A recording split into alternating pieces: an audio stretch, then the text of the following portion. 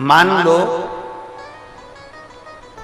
जिसका लीवर काम नहीं कर रहा, जिसकी किडनी काम नहीं कर रही,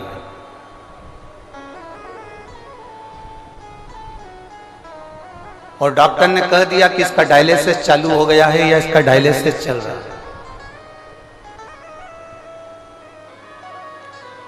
बेलपत्री के पेड़ के नीचे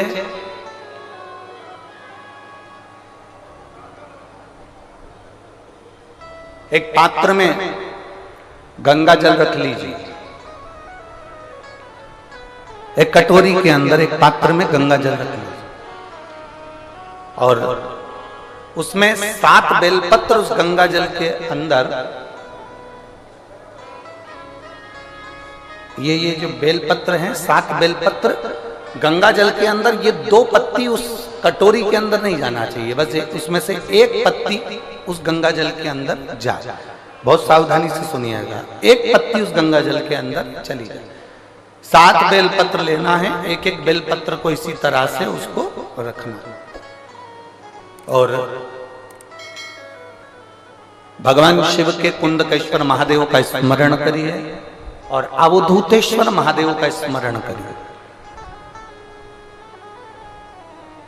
घी का एक दीप लगा लीजिए और देवादिदेव महादेव से पंचाक्षर मंत्र हो तो नमः शिवाय, षडाक्षर मंत्र याद हो तो ओम नमः शिवाय या श्री शिवाय नमस्तुभ्यम का जाप कर कर उस जल को लेकर आ जाइए।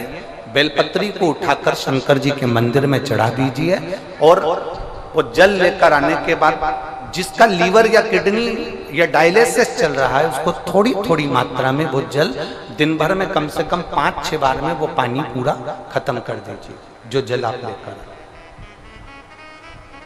धीरे धीरे डायलिसिस अगर हफ्ते में 2 बार हो रहा है तो हफ्ते में 1 बार होगा, फिर महीने में 1 बार होगा, फिर धीरे धीरे किडनी लीवर काम करना प्रारंभ कर देगा और डायलिसिस आपका बंद हो जाएगा। और एक बात अपने भीतर उतारिए, जैसे एक संतान हो जाती है, मान लो एक बच्चा हो गया, एक संतान हो गई और एक संतान होने के बाद में दूसरी संतान हो ही नहीं रही। किसी को 10 साल हो गए, किसी को 8 साल हो गए, किसी को 5 साल हो गए, किसी को 6 साल हो गए, किसी को 9 साल हो गए, किसी को 12 साल हो गए, दूसरी संतान हो ही नहीं रही। आपने डॉक्टरों को भी दिखाया, इलाज भी करवाया, फिर भी संतान का सुख नहीं है। तो शिव महापुराण में बेलपत्र के वृक्ष का बड़ा सुंदर भाव कहा। जिसको संतान का सुख नहीं है उसको सफेद आंकड़े की जड़ का प्रयोग करना चाहिए, और जिसके घर में एक संतान हो चुकी है और दूसरी संतान नहीं हो रही है, 8 साल 10 साल 15 साल 20 साल 22 साल हो गए और दूसरी संतान का अगर सुख नहीं है तो उसके लिए बेलपत्री के वृक्ष के नीचे का एक भाव बड़ा सुंदर कहा गया। किसी भी सोमवार से आप ये प्रयोग करना प्रारंभ कर सकते। 11 रुद्र होते हैं, 11 रुद्र होते हैं। एक सोमवार को बेलपत्री के वृक्ष के नीचे जाइए और बेलपत्र के वृक्ष के नीचे जाकर एक एक रुद्र का स्मरण करें। करना क्या है, बेलपत्री के वृक्ष के नीचे जब आप जाएं तो बेलपत्र के वृक्ष के नीचे की ही मिट्टी का एक कुंड, आप लोग क्या कह सकते हैं यहाँ पर, हम क्या बोले उसको, जैसे मिट्टी का एक कटोरी बनाते हैं ना, क्या बोलते हैं उसको, कुंडी बना देते हैं मिट्टी की।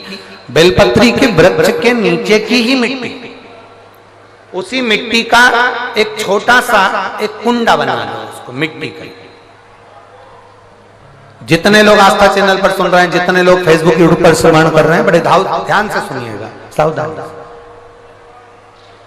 मिट्टी की कुंडी बनाई, उस कुंडी में जल समर्पित कर दिया और जल चढ़ाने के बाद में एक घी का दिया लगाकर वहीं पर थोड़ा सा मीठा, कुछ भी जो आपके पास में हो, घर में जो भी उस समय पर आपके साथ में हो, या तो दूध घर का मीठा हो जैसे मावे का, खोए का हो या खीर हो, तो वहीं पर एक कटोरी में थोड़ा सा रख दीजिए और उस कुंडी में जो जल चढ़ाया गया है वहां पर उस बेलपत्री के वृक्ष के नीचे भगवान शंकर के 11 जो रुद्र हैं उसमें से एक एक रुद्र का आपको स्मरण करना है।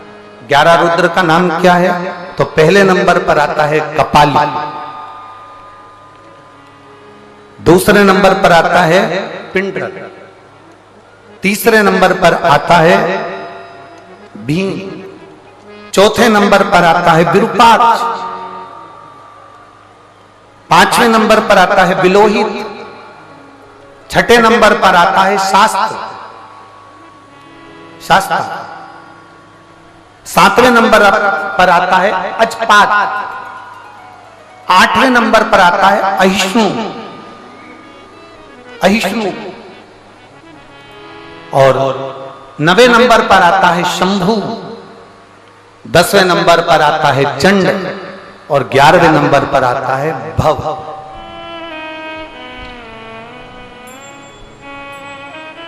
अगर अभी आप लोग नहीं लिख पाए हैं तो बाद में मोबाइल पर से कथा को पीछे खींचना, फिर उसमें से धीरे धीरे इसको लिखना।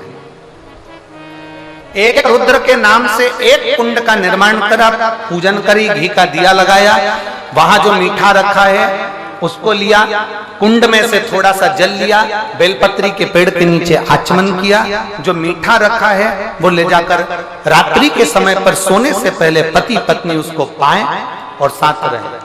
एक सोमवार को ये प्रयोग करना है, फिर दूसरे सोमवार को दूसरे जो एकादश जो 11 रुद्रों का जो वर्णन किया गया है, एक एक रुद्र का नाम लेकर एक बार कुंड का निर्माण करना है।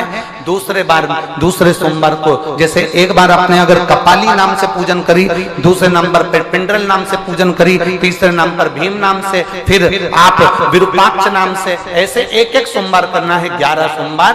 और 11 सोमवार जैसे तुम्हारे पूर्ण होंगे, भले 10 साल हो गए हो चाहे 15 साल हो गए हो, गर्भ जरूर फेरेगा और संतान की प्राप्ति जरूर।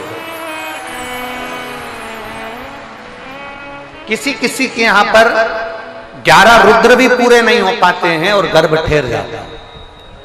लगभग 4-5 रुद्र पूरे होते हैं और गर्भ ठेर जाता है। तो आप जो 11 रुद्र हैं इनका स्मरण कर कर भी भगवान शंकर से प्रार्थना कर सकते, भगवान शिव से प्रार्थना।